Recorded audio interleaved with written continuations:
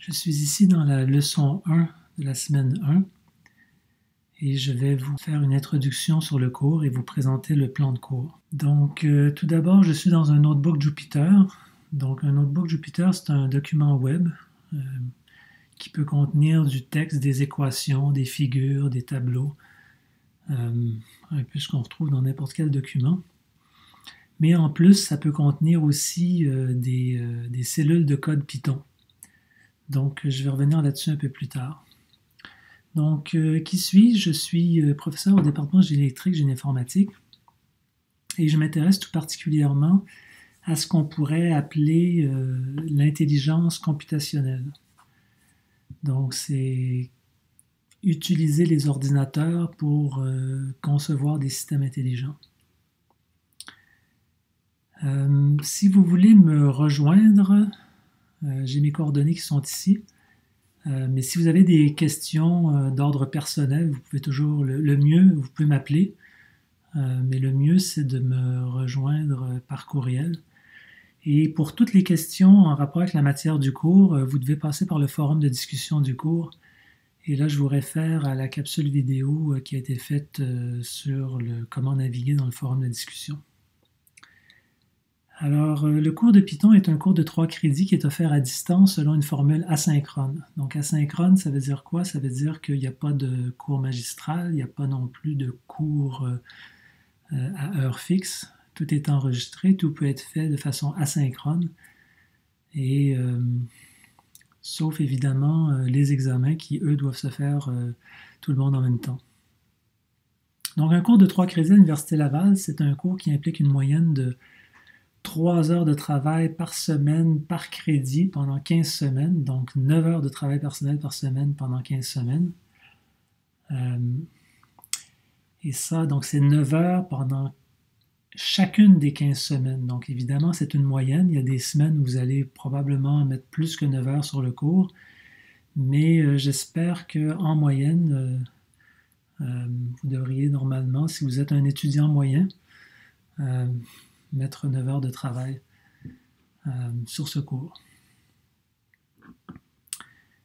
Les prérequis de ce cours sont pas très élaborés. C'est un cours d'introduction à la programmation, donc on suppose quand même que vous avez déjà travaillé avec un ordinateur, que vous avez des bonnes connaissances en mathématiques, donc on suppose que vous avez fait un DEC ou un diplôme équivalent. Vous êtes capable de faire un peu des abstractions, vous êtes capable d'interagir avec un ordinateur. Donc, les objectifs principaux, c'est de comprendre les concepts généraux relatifs à la programmation des ordinateurs et puis d'apprendre à mettre ces concepts généraux-là en pratique avec un langage particulier qui est le langage Python.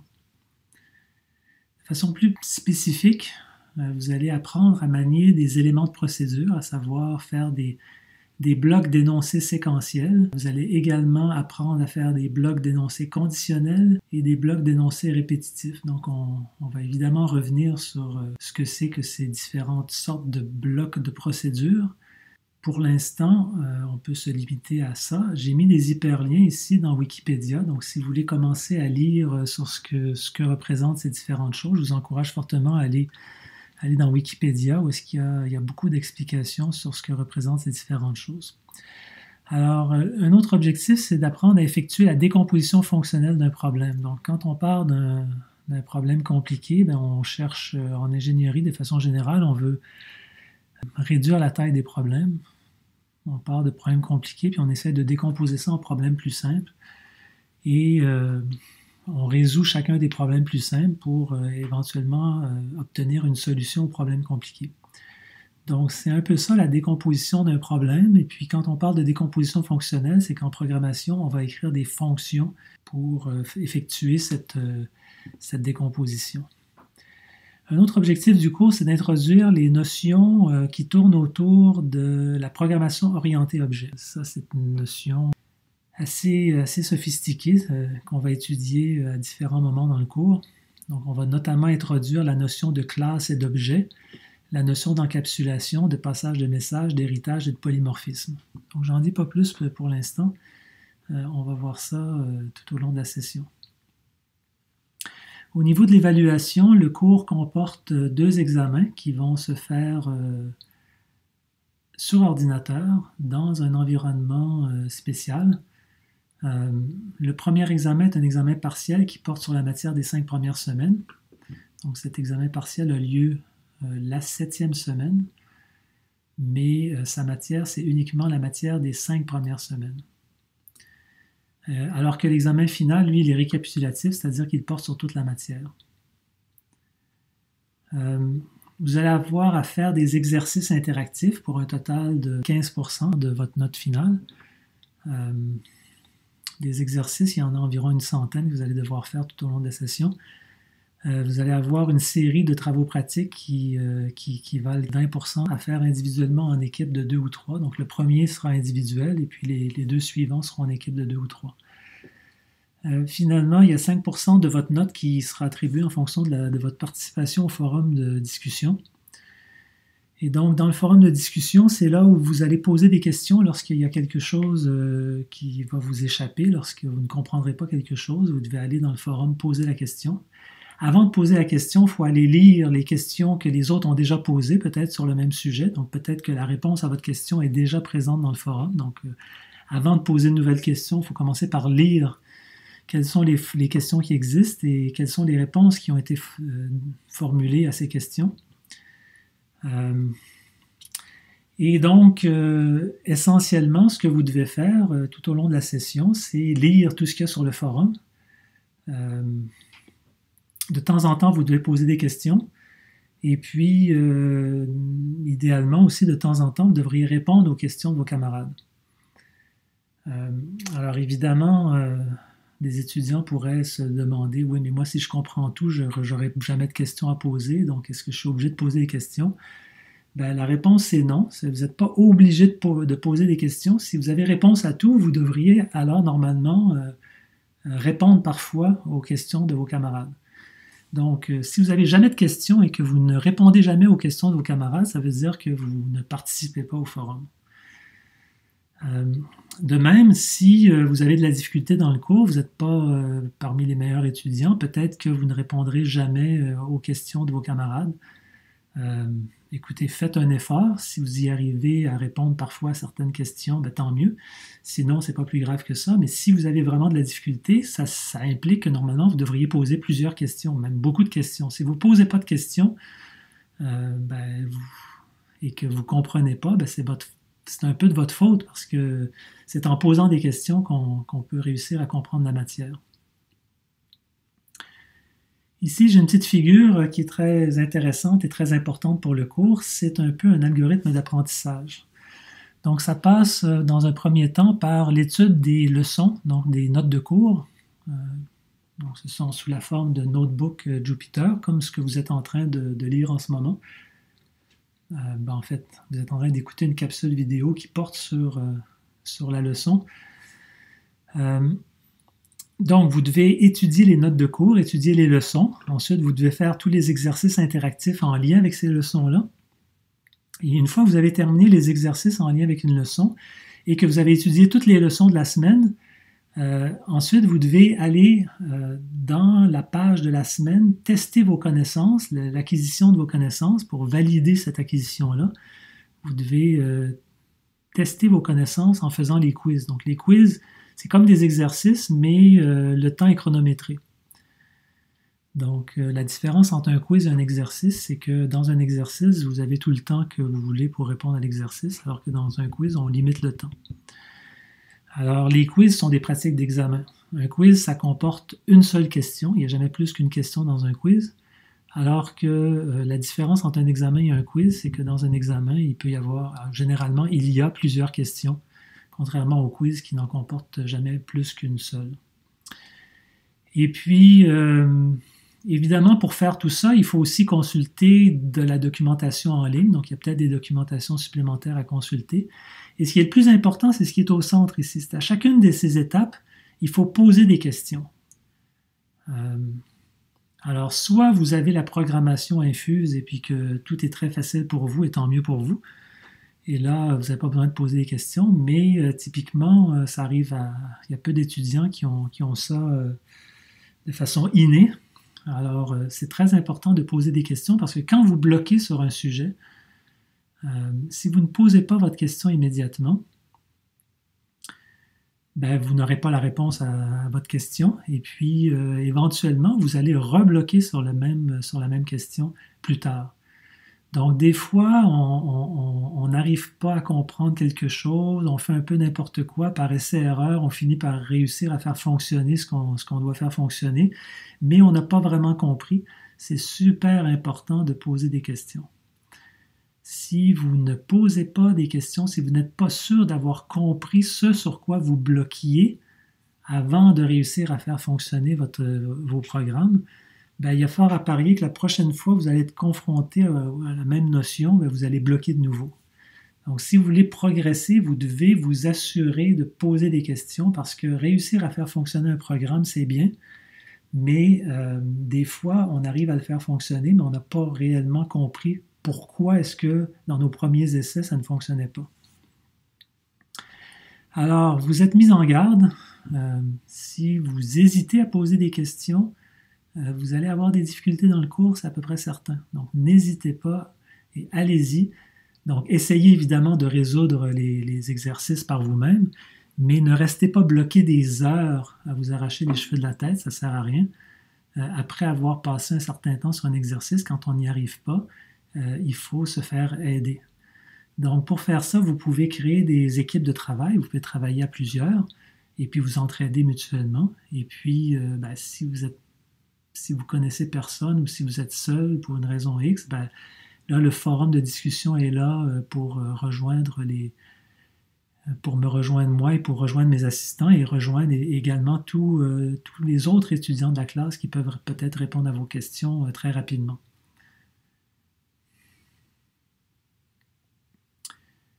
Des références bibliographiques. Il y a une panoplie de livres qui existent sur le Python, sur la programmation générale. Il y en a des centaines et des centaines. Ici, j'ai énuméré quelques-uns des livres que j'ai utilisés pour la création initiale de ce cours. Déjà, il y a un bon nombre d'années. Un livre qui est particulièrement intéressant pour deux raisons. Premièrement, parce qu'il est gratuit. Il a été écrit par un professeur français, Gérard Swinen. Donc, non seulement il est gratuit, mais l'autre avantage qu'il a, c'est qu'il est en français. Donc là, cette combinaison de deux, et c'est assez rare là, d'avoir des livres gratuits, c'est surtout d'en avoir en français. Et donc, je vous le recommande. Il vous suffit de cliquer sur le lien ici pour pouvoir y accéder, télécharger le PDF du livre. Il y a un autre livre gratuit qui s'appelle Dive into Python. Donc celui-là, il est bien. Il est moins bien que le premier, et il est en anglais. Et puis ensuite, j'ai énuméré les autres livres sur lesquels je me suis appuyé, moi, au début, quand j'ai commencé à préparer ce cours. Ceci étant dit, il y a, comme je vous l'ai dit il y a un instant, il y a des centaines de livres que vous pouvez consulter. Il y a le site ici, python.org, qui contient la définition du langage. Donc, quand vous avez une question de détail sur le langage, ben, c'est un bon endroit pour aller trouver la réponse à vos questions. Donc, je vous encourage à explorer ce site et apprendre à l'utiliser efficacement. Soit dit en passant, à l'examen, vous n'aurez pas accès à ces livres-là, mais vous aurez accès à ce site python.org, dont toute la documentation technique du langage, vous y aurez accès. Donc ça suppose, et pour que ça soit utile pendant l'examen, ça suppose que vous avez fréquenté ce site-là et que vous le connaissez, vous savez comment trouver l'information dont vous avez besoin. Donc si vous ne l'avez jamais fréquenté avant de vous pointer à l'examen partiel, ben, il ne vous sera d'aucune utilité parce que vous ne serez pas familier avec ce site. Et vous allez perdre plus de temps qu'autre chose. Donc, je vous laisse lire le reste. Je passe rapidement à travers le reste du notebook. Et c'est important pour vous que vous le lisiez. Donc là, il y a les échelles de cotes là, qui sont des échelles minimales. Donc, normalement, ça définit les frontières entre les cotes que vous pouvez tenir au cours. Un détail très important, c'est que dans ce cours, la note de passage est fixée à 50%, mais qu'il y a une double note de passage. C'est-à-dire que vous devez obtenir 50% de moyenne aux deux examens, globalement. Et vous devez également obtenir 50% de moyenne sur l'ensemble des évaluations du cours.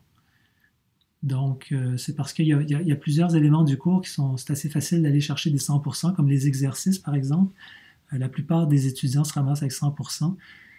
Et donc, ça vient bonifier vos notes, mais vous ne pourrez pas, ça ne vous permettra pas de passer si vous n'avez pas réussi à obtenir 50% aux examens. Parce que si vous n'avez pas 50% aux examens, c'est parce que vous n'avez pas atteint les objectifs du cours. Alors, le site web du cours, ben, vous le connaissez, parce que pour accéder à cette leçon, ben, vous êtes allé, mais enfin, voici son adresse.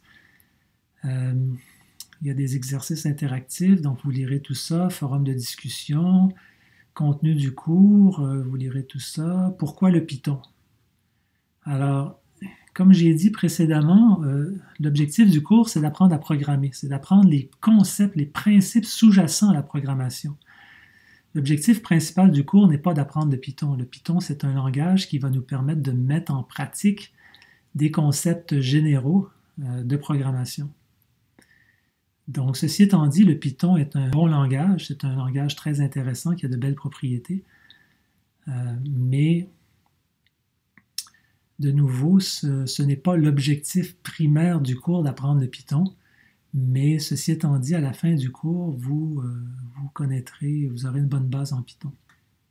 Alors, pourquoi le langage Python? Ben, on peut sortir toutes sortes d'arguments positifs, mais c'est un langage qui est d'usage général, donc on peut tout faire en Python. C'est aussi un langage qui possède une très vaste librairie de modules, donc on peut vraiment tout faire facilement parce qu'il y a déjà des outils qui sont à notre disposition pour faire des choses très sophistiquées avec très peu de lignes de code. C'est un langage qui a une syntaxe relativement cohérente, en fait, plus cohérente que bien d'autres langages de programmation. C'est un langage qui supporte aussi les principaux paradigmes de programmation, à savoir la programmation orientée objet et la programmation fonctionnelle, donc c'est très intéressant par rapport à ça aussi. Et finalement, c'est un langage qui est relativement facile à apprendre. Donc, pour toutes ces raisons, c'est un excellent premier langage. Bon, ce n'est pas un langage qui est sans défaut. Je dirais que le principal défaut du langage, c'est que c'est un langage interprété. On reviendra plus tard sur qu'est-ce que c'est qu'un langage interprété, mais comme tous les langages interprétés, Python peut souffrir de performance. Enfin, les programmes écrits en Python ne sont pas nécessairement les programmes les plus performants, mais avec les ordinateurs très puissants qu'on possède aujourd'hui, c'est très souvent suffisant.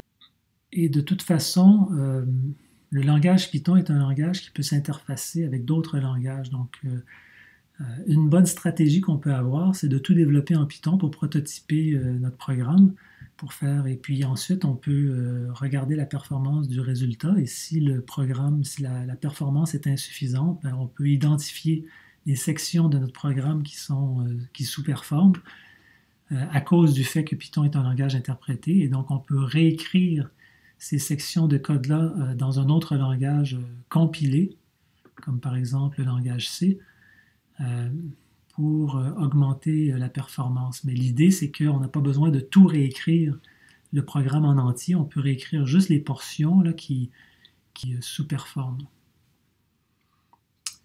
Alors, il y a de nombreuses compagnies et organisations qui utilisent le Python, donc vous irez voir ce lien, cet hyperlien-là pour en avoir une liste. Le Python a été créé au siècle dernier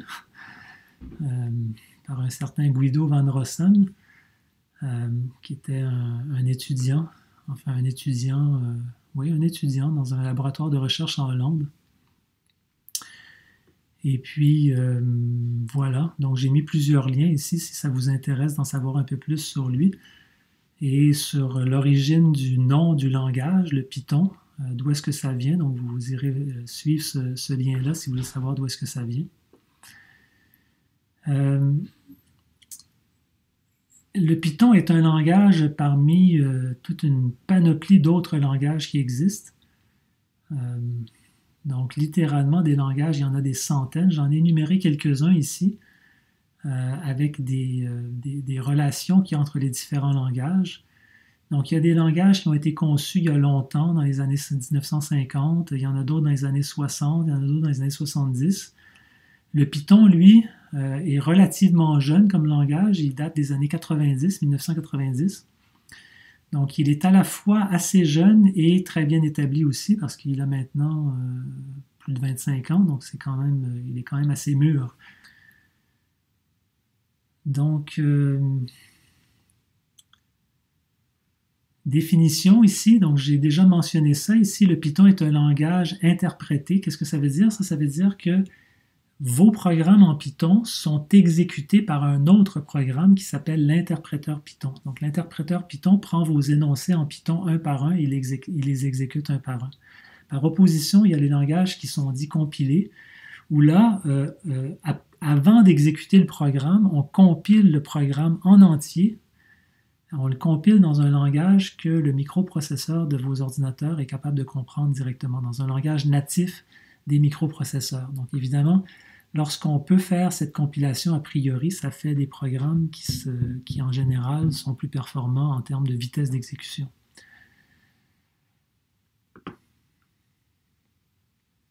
Bon, ceci m'amène à vous parler de ce qu'on appelle l'environnement Jupyter. Donc Jupyter, c'est un projet logiciel qui permet de créer des notebooks, qui permet de créer toutes sortes de choses, en fait, dont notamment des notebooks. Donc, actuellement, les leçons sont des notebooks Jupyter. Donc, qu'est-ce que c'est qu'un notebook Jupyter? C'est une espèce de cahier de notes ou un cahier d'expérience qui contient des éléments textuels, des éléments graphiques comme des images, des équations, des listes, des tableaux, des figures, et qui contiennent également des cellules de code. Donc ici, c'est un exemple d'une cellule de code. Ce sont des cellules qui sont actives. Je peux cliquer dans la cellule et là, ce qui est écrit ici, c'est un énoncé dans le langage Python, l'énoncé print. Donc c'est un appel de la fonction print qui permet d'afficher à la console quelque chose. Donc on écrit print, on ouvre une paire de parenthèses et puis à l'intérieur de la paire de parenthèses, on lui donne des arguments. Comme ici, c'est une chaîne de caractères Bonjour le monde. Quand j'ai cliqué sur le bouton ici, j'ai demandé à Python, il y a un interpréteur Python qui a exécuté cet énoncé-là et le résultat, ça a été affiché ici, Bonjour le monde. Donc ça, c'est un autre exemple. Ici, au lieu d'afficher une chaîne de caractères, je vais afficher ici une chaîne de caractères, virgule. Donc là, ça veut dire qu'en fait, ici, dans cet énoncé-là, c'est un print avec deux arguments. Donc ici, il y a un argument, il y a une virgule, puis un deuxième argument. Donc ici, ce que j'affiche, c'est une chaîne de caractères parce qu'il y a des apostrophes qui délimitent la chaîne de caractères. Donc je vais afficher vraiment ces caractères-là ici. Puis là, ça, c'est une expression arithmétique où je demande à Python de me calculer la valeur numérique de 2 à la puissance 1000. Et donc, si je viens cliquer ici dans mon notebook, mon interpréteur Python qui est associé à ce notebook peut exécuter cet énoncé-là et produire le résultat. Donc 2 à la puissance 1000, c'est égal à ce nombre-là ici. Donc si vous ne me croyez pas, prenez un papier puis un crayon et puis faites vos calculs à la main. Et puis dans quelques heures, peut-être, vous serez arrivé à ce résultat-là. À moins que vous soyez trompé, évidemment. Mais voilà. Donc avec Python, on peut faire des calculs sur des nombres entiers avec une précision arbitraire, pardon. On y reviendra plus tard. Donc ça ici, dans cette première leçon, ce sont des premiers exemples d'énoncés Python qu'on peut exécuter. Et donc, vous lirez les explications textuelles qui sont associées à ces exemples. En répondant à la question « Programmer, pourquoi faire ?» En fait, pourquoi est-ce qu'on a besoin de programmer aujourd'hui? C'est pas compliqué, c'est parce que notre civilisation est actuellement fondée sur le logiciel. Puis dans l'électronique, tout est programmable. Et donc, dans un avion, il y a des systèmes informatiques qui sont extrêmement sophistiqués. Tout est contrôlé par des ordinateurs. Il y a des multitudes d'ordinateurs qui contrôlent tout ce qu'il y a dans un avion. Les avions aujourd'hui, puis déjà depuis un bon nombre d'années, peuvent voler tout seuls.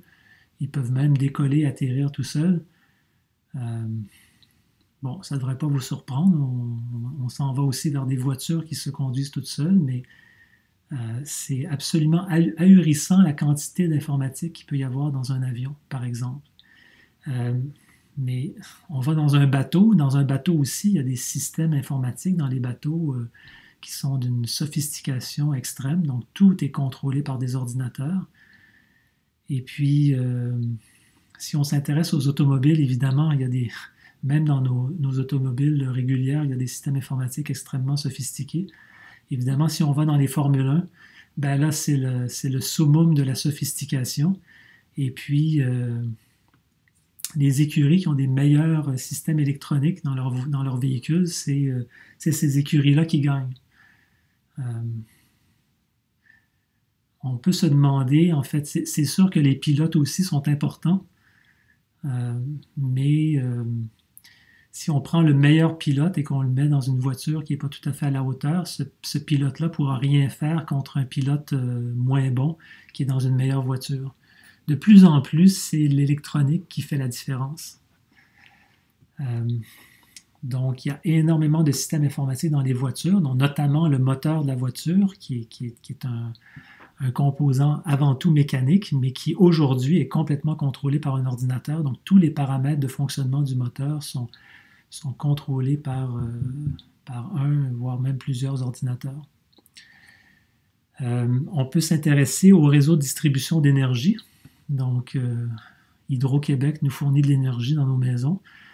Mais comment est-ce que Hydro-Québec fait pour prendre l'énergie dans les grands barrages et puis l'acheminer jusqu'à chez vous et s'assurer que vous avez la quantité d'énergie dont vous avez besoin, que tout le monde a la bonne quantité d'énergie?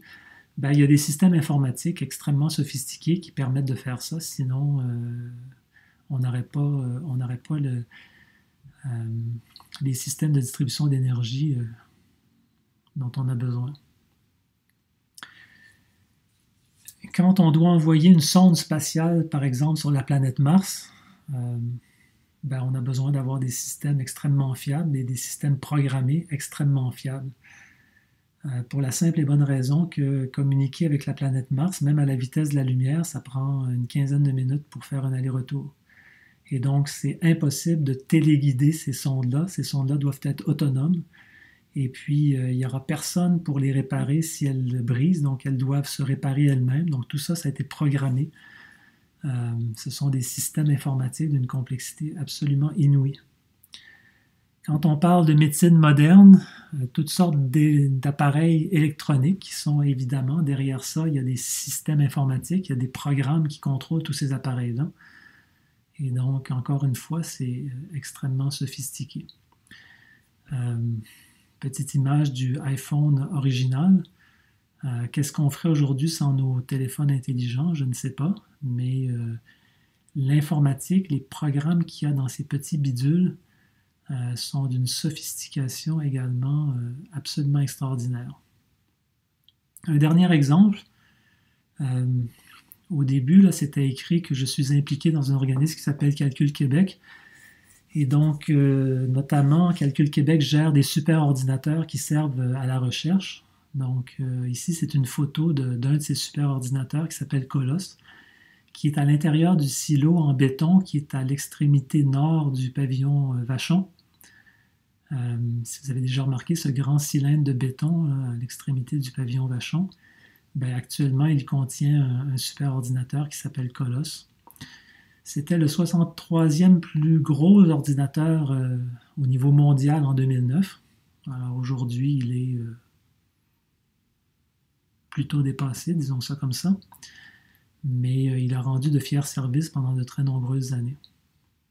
Alors, ce qui est intéressant, c'est que cet ordinateur-là dissipe en permanence, 7 jours par semaine, 365 jours par année, il dissipe environ 350 à 400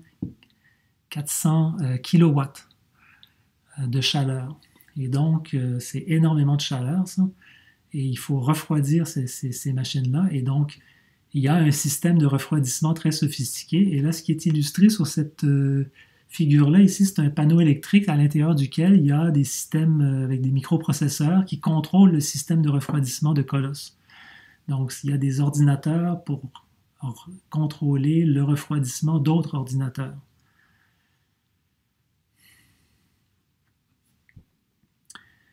Alors, j'aborde ici les qualités d'un logiciel. très très brièvement un logiciel a plusieurs qualités. Donc sa première qualité, c'est d'être valide. Valide, ça veut dire quoi? Ça veut dire que le logiciel fonctionne.